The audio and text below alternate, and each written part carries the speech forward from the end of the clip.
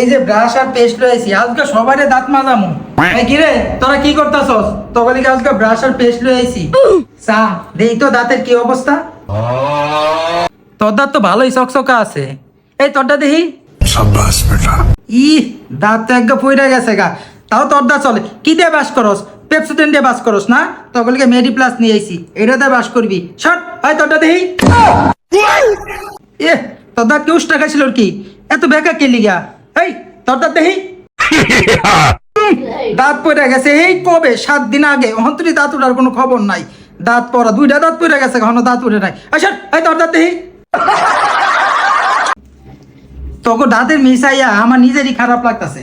দোষটা তো তগো না, দোষটা হয়েছে কি তোর মার।